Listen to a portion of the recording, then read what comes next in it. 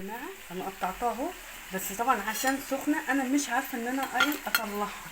ماشي. بس طبعا انا ممكن اطلع لكم الحته اللي هي هنا ديت، اللي هو عامل زي الصوبع ده اهو. بسم الله ما شاء الله، يعني حاجه جميله اهي زي ما انتم شايفين. الكريمه اللي في قلبها اهي، عشان بصوا سخنه يعني اطلعها لكم. بصوا كده اهي، ادي الكريمه اهي بتبص منها اهي زي ما انتم شايفين. ديت ايه؟ ديت الجلاش اللي بنجيبوها من بره بالثمن اللي قد كده، لكن انا والله العظيم هو ثمن لفه الجلاش وحبه الحاجات اللي احنا بنعملها من البيت وخلاص على كده. وحاجات سهله جدا وبايديكم بتعملوها حاجه حلوه. دي لسه انا هحطها في التلاجة وهنشوفوها. ويلا بينا عشان نبتدي ونقولوا ايه هنحضروها ازاي. الطريقة ديت مفيش اسهل منها. بنجيبوا الحاجة دي من بره بمبلغ كبير، لكن احنا هنعملوها في البيت بايدينا، وحاجة نظيفة وحاجة رخيصة ومش هتكلف معانا 15 جنيه. يلا بينا ونقول بسم الله الرحمن الرحيم. وهنعمله النهاردة حاجة تحفة وجميلة وحاجة حلوة عشان خاطر أولادنا كمان. يلا نقوله. أول حاجة هنجيبه معانا كيس لبن بودر، ومعانا الكاستر بتاعنا القمرايه، ومعانا السكر ده على حسب الرغبه، يا كتير يا شويه، ومعانا معلقتين من النشا كبار، ومعانا الفانيليا. ويلا بينا نبتدي ونروح. وفي لبن ما تنسوش اهو، ادي اللبن بتاعنا القمرايه. هنحط كل المكونات ديت في اللبن على البارد، وبعد كده هنقوم واخدينها ايه على النار. طبعا اول ما نبتدي بنقول يا جماعه ما تنسوش اللايك والشير والمتابعه عشان خاطر تكبروا القناه بتاعتي، وعلشان خاطر شيروها علشان اكبر عدد من الناس يشوفها ويعملوا حاجه صحيه لاولادهم في البيت. اول حاجه هنعملها هننزله بالكاستر بتاعنا هو القمرايه زي ما انتم شايفين.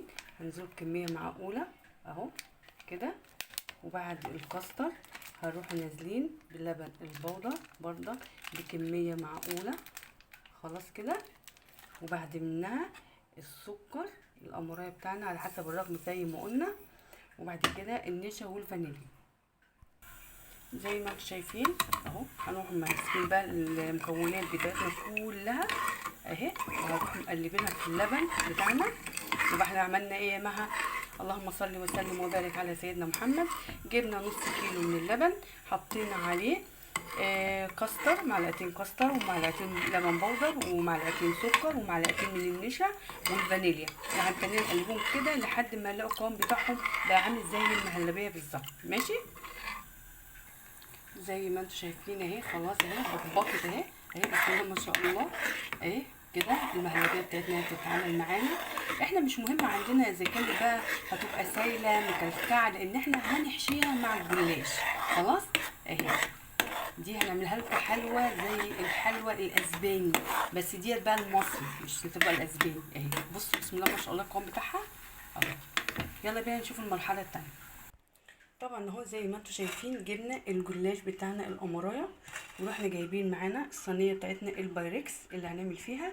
ومعانا ايه كمان تانية؟ ما هو معانا السمنه او الزبده، السمنه البلدي او الزبده بتاعتنا وهندهنه بيها. يلا نقوله بسم الله الرحمن الرحيم.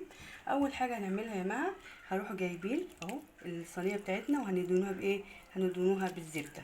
ماشي زي ما انتم شايفين كده.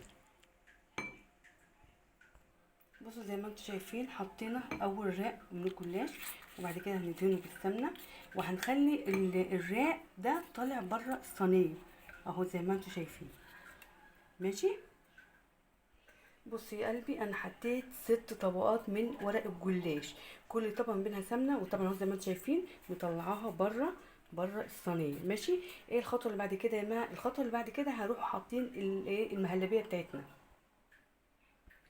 زي ما انتم شايفين. ادي اهي المهلبيه بتاعتنا القمرايه بسم الله ما شاء الله. هنفردوها في الصينيه اهي.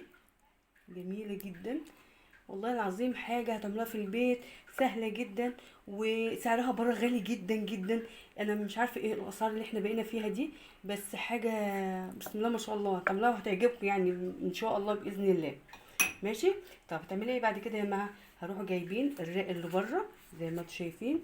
كل الرقات اللي بره هنلموها اهي في الصينيه بتاعتنا زي ما انتم شايفين كده. ماشي اهي اهي. انا هلمها كلها وايه وهرجع لكم تاني. ماشي. اهي بعد ما لميت الرقات اللي كانت بره كلها، هروحوا ايه جايبين بقى الزبده بتاعتنا الامرايه، وايه هندهنه ديت. وهوريكم بقى الحركه، وهو لازم يكون في تكايه كده غريبه، محدش مش اي حد اللي يعملها. ماشي. التكايه دي بتاعت مها، فانا هوريكم هنعمل ايه. يلا. بصوا يا حبايبي اهي هنتني كده. شفتوا المروحه اللي احنا كنا بنعملوها زمان واحنا عيال صغيره؟ مره هنا كده جوه ومره بره اهي، مره جوه ومره بره، مكشكشه اهي كده. ماشي اهي، نجيبوها نكشكشوها. ماشي اهي، نجيبوها نكشكشوها اهي. خلاص كده. ماشي يا فاطمه. بص يا حبايبي اهي المروحه بتاعتنا اهي بالطول. ماشي هنعملها كده، وهنعمل بقيه الصينيه وهرجع لكم تاني. واهو رجعت لكم تاني اهي، زي ما انتم شايفين الكشكشه بتاعتها دي. الحمد لله حصل خير يا جماعه، الحمد لله. النور بس هو اللي وقع، بس ربنا سترها الحمد لله. بعد ما عملنا الكشكشه بتاعتنا دي، هنقوم جايبين بقى السمنه او الزبده بتاعتنا الامرايه، وهنتنوها كلها زي ما انتم شايفين اهي. بسم الله ما شاء الله اهي اهي كده.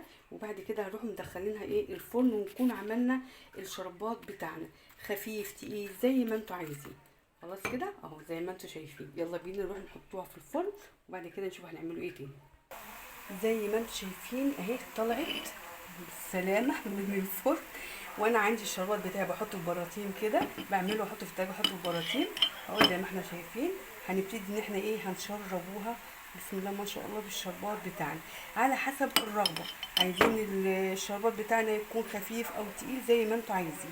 ماشي اهي زي ما انتم شايفين كده. وهوريكم بعد ما زي ما انتم شايفين ادي صينيه الجلاش بالمهلبيه بتاعتنا والكاستر.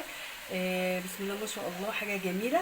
وهقطعها وهبقى اشوفكم بقى ان شاء الله في وصفه جديده من وعية ماما مها. والسلام عليكم.